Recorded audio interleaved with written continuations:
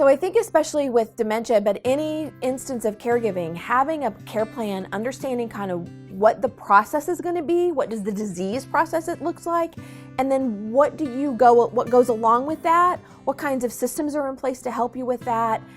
Trying to be as prepared as possible for each step along the way can make a huge difference for caregiver well-being, but also for the person you're taking care of. It's going to be a big help to them. I think dementia really does affect the caregiver journey.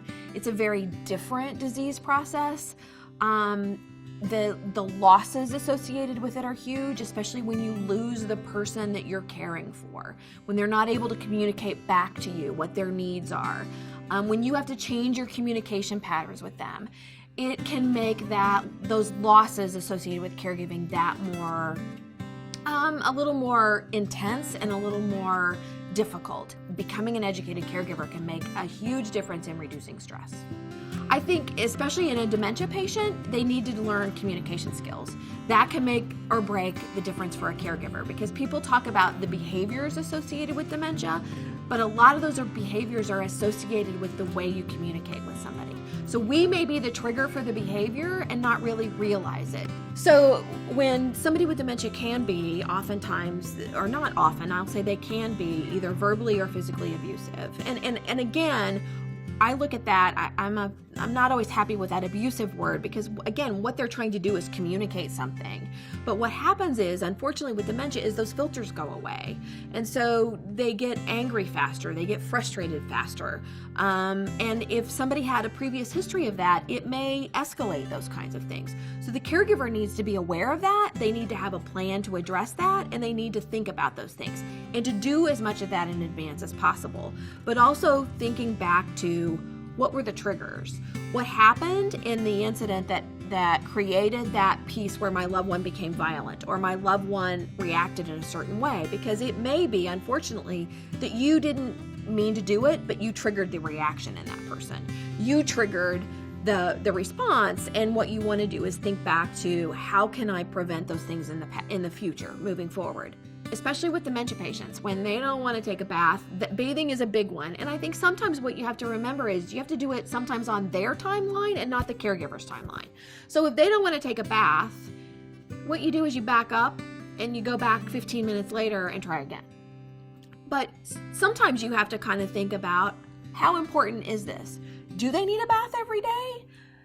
Maybe not. So that may be a challenge that you can reduce and not fight over so much.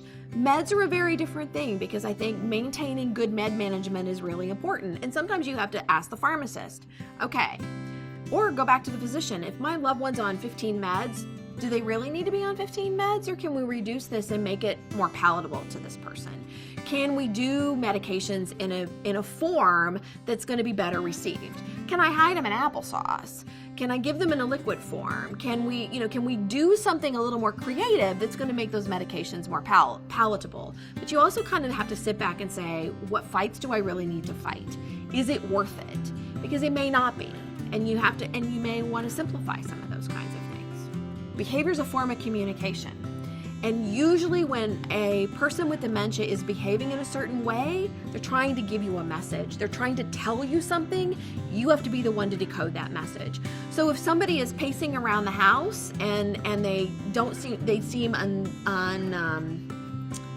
unsettled, or they're anxious, or they may have to go to the bathroom. It may be something simple like that. If there's somebody who's at risk for wandering, you really need to pay attention to those kinds of things and have a safety plan in place. And so some of that may be chimes on the doors. It may be a stop sign on the door. Some people use black rugs in front of a door, because for somebody with dementia, that black rag looks like a hole, and so they may not go that far. So there's things that you can do from a safety standpoint that make a big difference.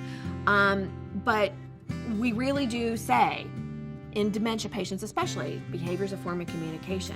What you need to do is, the hard part for the caregiver is decoding what that means. So understanding that logic and reasoning don't work anymore, which is really hard because you just want somebody to get it, or that you should never argue with somebody who has dementia. If they tell you the sky is purple today, you say, isn't it beautiful? So it's a whole new way of being with somebody, and it's a hard thing to learn. It's not intuitive.